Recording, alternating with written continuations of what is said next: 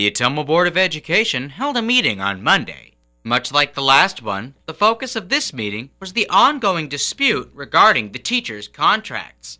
Teacher Becky Engel shared her thoughts. 37 years ago, I was sent here to Ottumwa to student teach. I cried and I tried to get out of it because, well, it was Ottumwa. Obviously, I didn't get out of it, and I'm still here, and I've loved teaching and living in Ottumwa. And for most of my career, I have felt respected and valued. Not so much anymore, though. Now, Ottumwa has been very good to me, but to be honest, it does not have much to offer to new teachers coming to town. My own daughter wouldn't stay here to teach because of that fact. And she is a high school Spanish teacher, which I know we desperately need here. If we want to attract and retain quality teachers, we need to have a contract instead of a handbook. Now, if we do have to go to a handbook starting next year, will the handbook even be finished and available for teachers to look at before they sign their contracts? Asking people to sign before they know work hours, length of year, sick leave, etc., is asking teachers to take a huge leap of faith, and our personal lawyers would tell us not to do that. Local union president Chris Larson was next in line. I'm here today to appeal to the board. I'm here to invite you to do the right thing.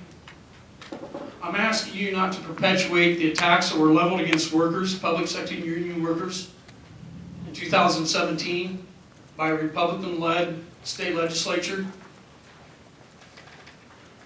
Attacks that stripped all collective bargaining rights away, other than the right to bargain for base wage. Former County Supervisor Steve Siegel also shared his thoughts.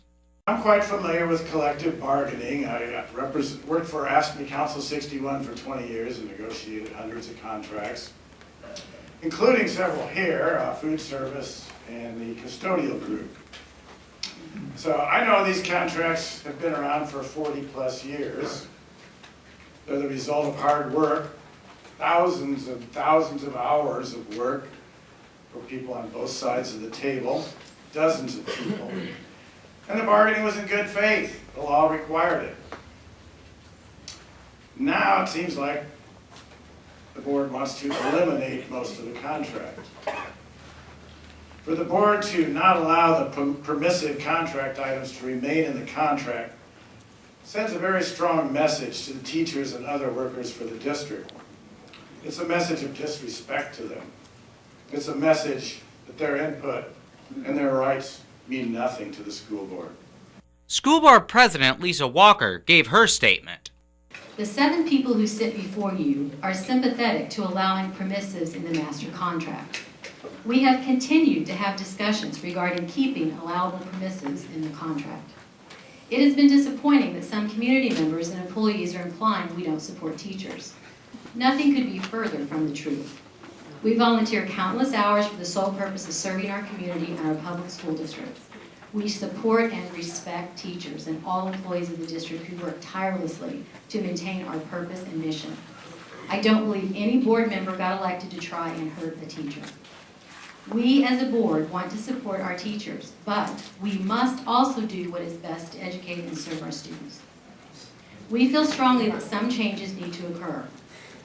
The teachers' bargaining team has been made aware of the items we need to adjust to best support the learning environment for our students.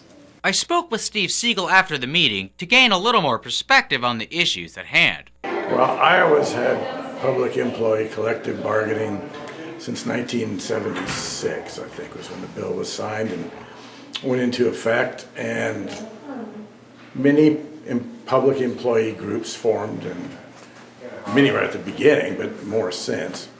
The ones here at the Ottumwa schools, for the most part, started right after that. So they've been around 40 plus years. It followed a wave of teacher strikes that were happening in the 70s. And the legislature and the governor didn't want these strikes. So they set up this system of arbitration to resolve disputes between the union and the employer.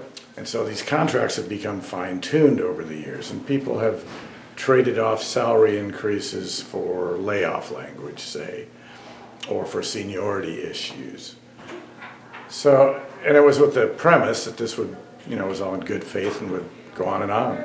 The parties mutually agreed, showing each other respect and coming up with these agreements. Well, here 2 years ago, the legislature decided to change all of that. They followed what had happened in Wisconsin back in 2011.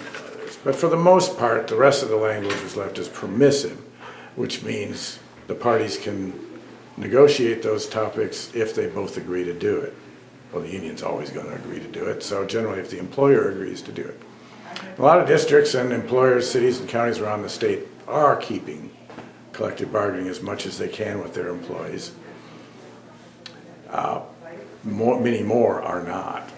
Overall, it seems further negotiations will be necessary before the issue is resolved. For Ottumwa Radio News, this is Kyle Smith.